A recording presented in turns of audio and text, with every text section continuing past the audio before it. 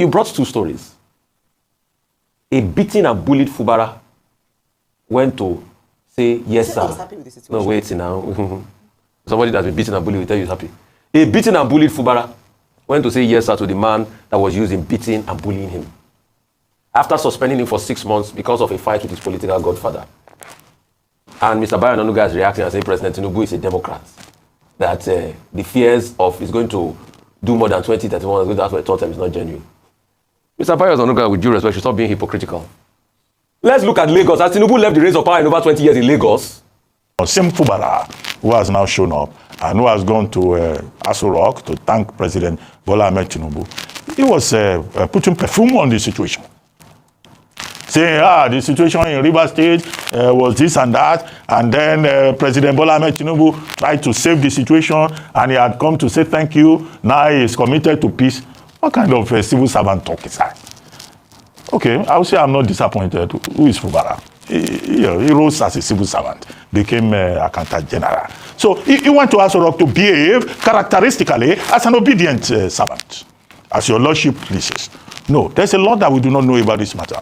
Because Fubara shows that, the typical civil servant that he is. He goes this way, he goes that way. When the master says this is what you should do, he goes in that direction. He cannot play politics, which he doesn't even understand, with the future of the people of Rivers State.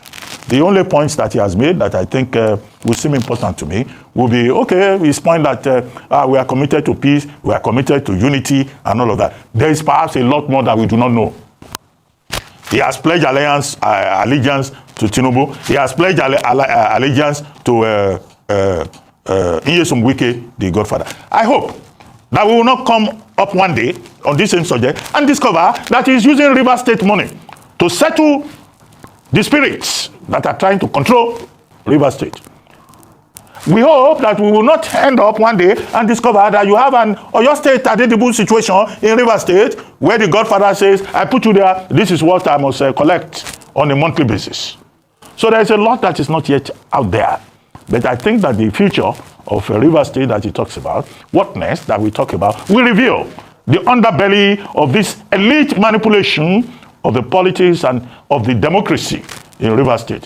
So Fubara, he can prostrate here and there, prostrate in London, prostrate in Abuja. But coming back, he needs to show some spine and stop behaving like the obedient civil servant. He was even saying that, in fact, he was endorsing the declaration of a state of emergency. Yes. He was saying that the president did the right thing. Now, how does he want all those the other governors, other people to fear, and those Rivers headers and leaders of thought, who have suddenly found their voice? All the women who were defending him, he just threw his own supporters under the bus. Can he stand up like a man and stop behaving like His Majesty's obedient servant? Finally, on the issue of Nasir El-Rufai. Yes. Now, Nasir El-Rufai has a tremendous capacity for what is good, for what is bad, for what is excellent, for what is evil. And I think his statement saying that President Tinubu is a fake Democrat, he wants to return and become president for life. No, it's a very mischievous, devilish political strategy. He knows, he's intelligent. After all, he has a first class. So he has also developed himself for that by going to school. He knows that if you say that inside Nigeria, that one Yoruba man, where is Tinubu from now? From Lagos. State. Wants to be president for life. How does he want that to resonate in the northern part of Nigeria? How would that resonate in the south of Nigeria? How will that resonate in southeast?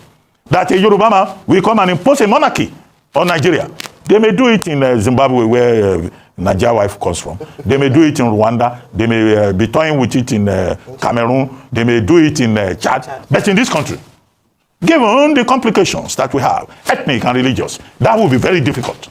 But mischievous Nasir El-Rufai will throw it into the equation to create more problems for the Tinubu administration. However, President Tinubu's spokesperson, Mr. Onanuga, he spoke well by saying that El-Rufai is having hallucinations. And I think it's surprising that it is El-Rufai who understands what democracy is all about, that will be the one saying they want to do presidency for life in Nigeria, in this country. In fact, all of us will carry placards. But it's good that President Tinubu has been described as a Democrat, as a man who will not try that kind of gambit that they are trying in other African countries. Because civil society will rebel, Everybody will rebel. The media will rebel. The fact that it happens in other countries does not mean that it will happen here. Tinubu is even looking for a second term in 2027. So he will jump from 2027. He will say he wants to be president for life. Even you too, sir, you will carry placard. Even the twins will join you. I say, no, this is not our country. Not here. Well, strengthening democracy, I think they would, I don't know if... That's why I like this my guy, El-Rufai. He will tell you. He not they waste time. He tell you the way it is. So the thing is, okay, El-Rufai is saying Tinubu wants to be Pobia. He wants to be president for life. Is it possible? Yes or no? That's the question. That's the message out there. Is it possible in Nigeria? Yes or no? And if Tinubu wants to, is it possible for National Assembly to approve it? Yes or no? Knowing the kind of National Assembly we have at the moment. So, and Governor Fubara went to visit Tinubu, saying that it is his father. What do you think? In fact, listen to this video here for yourself. Listen to this video. We'll come back and talk about it. But hey, you know that. Help me like, share, comment, and subscribe to the YouTube channel. You are going to listen to something on this video. There's something you will hear at the end of the video, very important, so that you leave your honest opinion. What do you think? Saying Fubara did very well, or what do you think? Let's watch. I would encourage them at this point to carry placards. Let them please rest. Nigeria's issues they have it, but we're hoping and looking to build in a stronger nation. Let me start with River State. And in talking about River State, I think it's interesting, just a few things around that. Governor Fubara is saying that he's gone to Aso Rock to pay a courtesy visit to the president to thank him for the role he played in the last 6 months in restoring peace to River State. And I look at the speech he made on assumption of office, or resumption of office, that he was in pursuit of peace. And so he's a man of peace. He should possibly be going for the Nobel Peace Prize at this point, because all he keeps talking about is peace, peace, peace. But I then ask the question, at what expense? Peace at the expense of democracy? Peace at the expense of the people that he was elected, or at least I have entrusted their votes in him? Peace at the expense of democracy and strengthening institutions? These are some of the questions I have for him. I'm happy that finally River State can begin to enjoy the dividends of democracy through governance, through proper governance. He did mention in that speech that his achievements in the last 2 years in education infrastructure speak for themselves. And I think that's quite interesting, because what we've been calling on, and a number of guests we've had from that region have talked about, is the fact that they have just played politics in River State in the last 2 years, and they've not been able to enjoy good governance as a result of the political fight, if I can put it that way, between Governor Fubara and his predecessor, Governor Wike. Well, at least the good news coming from that state is perhaps we will begin to see some form of stability and peace in the state. He's going to say thank you to President Tinubu. He has talked about a relationship, and I think this further deepens my argument about the fact that PDP should begin to say goodbye to their governor in River State, because it looks very likely that he would align himself with a man he's referred to as his father, a father-son relationship, with President Bola Tinubu. But again, we've set the tone for him. He said he's now ready to face, work, and we look forward to that happening finally in River State. I do say so. I do still maintain that what happened in the state is quite unfortunate and should not be encouraged if we are going to build a solid democracy, a fruitful democracy in Nigeria. But we move on, as we often do in Nigeria with matters such as this. Now, let me talk about democracy, because that's why I started with River State. The big question that has been talked about over the weekend and into yesterday and today is the fact that President Bola Tinubu has been accused by former Governor of Kaduna State, El-Rufai, that he's a fake Democrat, that he's just pretending. And, some people might say that they worked quite closely in the last administration, even in the, in his campaign. So perhaps former Governor El-Rufai knows what he's talking about. He's been able to work very closely with President Bola Tinubu. Well, let's not take his word. Let's look at the symptoms. When you look at the symptoms of a failing democracy under this administration, let us juxtapose that side by side. First is weakening of checks and balances, whereby the centralized power, and there is a subjugation of institutions such as the judiciary, institutions like the civil service, legislature, and your guess is as good as mine if you look at this under this administration, how well or how independent these institutions have been under the President Bola Tinubu administration. The judiciary, all eyes on the judiciary, was the theme of the day during the last elections. We've looked at how in many parts we talked about the Supreme Court's role in the River State situation and how the matter wasn't heard in 6 months when it was suspended. Beyond that is the erosion of the rule of law as a symptom of a failing democracy. We also look at the suppression of civil liberties. A number of people have criticized, including the Foreign Nation, criticized the Cyber Crimes Prevention Prohibition Act as amended of 2024, and how there's some words in there that are quite vague and might threaten free speech and the freedom of the press under this administration. And so when we talk about the true Democrats, it's not enough to just talk about it and say, yes, I believe in the tenets of democracy, but under your administration, democracy hasn't been as threatened as it is. Some people have also argued that during the administration administration of, the last time we heard of an extension of a presidential tenure under the President Olusegun Obasanjo tenure, what stood strong for the Nigerian people was the strength of the legislature, who kicked against this. When this legislature, where when the president comes into parliament or into the National Assembly, they're singing, "On your mandate we shall stand." How will they be able to fully check and balance if in the event he presents a bill of that nature to the House, now to the National Assembly? I'm saying this because we must look at these symptoms to decide for ourselves whether or not what is being practiced or what is thriving under this administration is true democracy. What we expect from a true Democrat is more than ever in Nigeria. We should experience democracy in its finest. Unfortunately, some people might argue against it, and I believe that it's a time for reflection as to what legacy he'd like to leave, especially as all through the years in his time in politics, he has been touted as a true Democrat. What he might start by doing is to ensure that INEC is truly independent and you give the people a free and fair election so that the will of the people reigns supreme. That is what democracy is about. In school, we learned it's governed by the people, for the people, and with the people. So it's very important that these things are looked into, and when this alarm is sounded, that we look deep into the issues and see how we can truly restore true democracy in Nigeria. At this point, let me bring you in, Rufai. Good to see you. Is it not the ones still ruling the affairs of Lagos politics? Why? You see, Nigerians, we know how to deceive ourselves. A man that has shown you how he's going to do it with a playbook in Lagos. He got into Lagos from 1999 to 2007. After that, everybody that has been governor has been at his beck and call. See the way he treated Governor Sanwo-Olu the other day. Taking National Assembly members, bringing them to Abuja, House of Assembly members. See the way he brought back, what's he called? What's his name? The former speaker. Obasa. Speaker Obasa.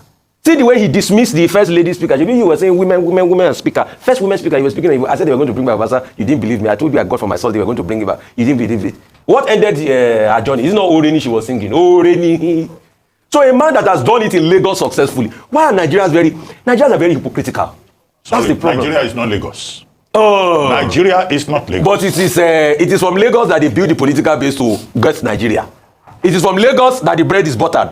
Without Lagos, they will not get to Nigeria. Lagos is not Nigeria, but Lagos are one of the biggest GDP dispositions in this country. Tell me another state that makes more money than Lagos. Tell me another state in the country that has more resources than Lagos, that does more IGR than Lagos. He did it successfully in Lagos. Mark my words, he's set to do it again if Nigerians don't stand up. It is you that will have to stand up and ensure that your voices are heard. He has done it successfully for over 20 years in Lagos. He's doing it to the extent now. Are you not hearing some names close to him that want to be governor in Lagos? Are people not going to lobby to him to pick the next governor in Lagos? So why are we being hypocritical and we are dally-dallying? Iken, my brother, I give you the 30 seconds, Jerry. Wrap up. Nasir El-Rufai is not in a position to give an empirical evidence that does not exist. It's fine. So we the people, we own this democracy. That's why the first line in the Nigerian constitution says, we the people. Nigeria is not Zimbabwe. It's not Rwanda. It's not Chad. Dr. Bati, the same thing you are saying is what Lagos people have been saying in 1999. We the Lagosians, we own Lagos, we own the democracy. But it's who Baba Sokwe that becomes president. Chad did it through constitutional amendment. So he went through the process. Who will come and amend constitution over our head and say Tinubu can be president for life? Dr. Bati, you will be part of it and analyze that day. Don't worry, I remind you. Thank you. No, it will not happen. We'll carry placard. He wanted to recruit my children to carry placards. I said no. Because it's the future we're talking about. Well, you listen to this video. That's why I like El-Rufai. And Dr. Abati, on this video, you're sounding as if you do not know the country we are living. You don't know the person you are talking about. Tinubu, you said Nigeria will rise up, Nigeria will resist it, Nigeria will not allow it. Where are Nigerians when a state of emergency was declared in Rivers State and nobody said anything, nobody did anything, nobody resisted? Do we not have laws, constitutions? The judges are not there. What happens? Nobody stops it. 6 months completed, now he suspended, lifted. After lifting the state of emergency, then this same person went back to say thank you that you saved us. Now your peace has restored to Rivers State. Disrespect everybody who spoke out for him or were in his support. Disrespected every one of them. What do you expect a PDP members to do? Now it's a bye-bye to PDP. Now you'll find your way to APC, isn't it? Isn't it? That's what happened. Just so coward. And now Abati, Tinubu wants to be president for life. It's National Assembly. If National Assembly can do voice vote, nobody oppose it. Something that's supposed to be tutor. Voice vote for a state of emergency to be established in Rivers State. National Assembly was supposed to be against it, to say no, this is not right. Constitutionally, this is right. Democracy, this is not right. But they said it was all right. They do voice vote, nobody oppose it. National item was changed 2 days, which it was not supposed to be. So where is the democracy? Where is the constitution? So everybody, institutions, all the 3 arms of government has been hijacked by one person. All of them, they are answerable to one person, Tinubu. They are all doing what Tinubu asked them to do, not what constitutions that even brought them into power asked them to do. They bypass it. Like you say, Tinubu, if he wants to be president for life, if his head he allows it, he said he cannot do it. Somebody who is the president of Lagos State, governor of Lagos State, indirectly is the governor of Lagos State. He decides what happens in Lagos. Governor have his own limit. What governor can do. There are some things governor cannot do. Where before you do that, you need approval from Tinubu. So you are telling me that if Tinubu wants it, where is the Nigerian that want to resist it? Where? So, anyways, let's hope that age is not on his side and he's not going to do it. And even in 2027, it's not even sure for him that he's going to win before talking about he wants to be president for life. If he wins 2027 presidential election, that's the only way somebody with guess predict that, okay, this is what he's going to do. So at that time, he will want to bring the idea to see if he's going to work, because he has all these people by his side already. All the National Assembly House of Reps, they are all on his side already. He has pocketed all of them. So now he will not want to do it, because if he does that, they will say, no, because of this, 2027 is not sure for him. So he's not going to do that. It's after second term, if he try to, I'm very sure he's not going to win. Do you understand? So it's not as if we don't know Nigeria, that who is going to do. It's because we are not talking. Every one of us, we are not talking. Whatever comes, we take it. Anyone, we take it. That is just the problem. So, anyways, what do you think? Are you still thinking that it is not possible? Or you think Tinubu cannot do it? Tinubu can do it, except age. Yes, age is not on his side. That is the only thing. If his health allows it, he will want to try, because he want to break record. You see, Obasanjo did it, tried it at that time. National Assembly, because we have institutions that work at that time. National Assembly, they were independent. They were on their own. They knew that it was not right. When Obasanjo tried it, they go against it. They go against it. So since Obasanjo tried, Tinubu wants to break record. That, hey, I'm senior you. Do you understand? He wants to break record, because what Tinubu comes to do as a president is just to answer the name, big name president. He never had anything, not to confess this country, not to do anything good for this country. If he has plan of changing this country, of fixing this country, solving problems that Buhari created, would have known. Tinubu would have started fixing problems. He only came as a president to answer the name, so that he can go globally everywhere, have meeting with people who he has not been opportunity to meet before. Do you understand? So that is the only thing. Other than that, there's nothing. You could agree with me that if not, he would have seen the changes, effect of having somebody, a Democrat who is fixing this country. Rather, say institutions are not working. Now Tinubu has broken all of them. All of them. So are you saying that anyways, I know he will want to try it, but if he does, National Assembly, forget it, they are going to approve it too. Is it not Senator President Akpabio? Is it not Ajudin who criticized Tinubu of what you do with the law? What are you borrowing money for? Overnight, to less than 24 hours, he replaced that statement. He said no, he never said that. Is there? He said no, no, that was not what I said. That was not what I said. This was what you said. The message was trendy, but he quickly have to. He said, no, that's not what he said. Is that the same person? If Tinubu tries it and say, hey, oh God, this is what I want, they would do it. But I hope it's not going to work in this country. So, anyways, what do you think? Do you think it's going to work? Tinubu will try it or not, even if it works or not? What do you think? Leave your honest opinion. And please, don't forget, like, share, comment, and subscribe to this YouTube channel. Be your guy. Don't for me now.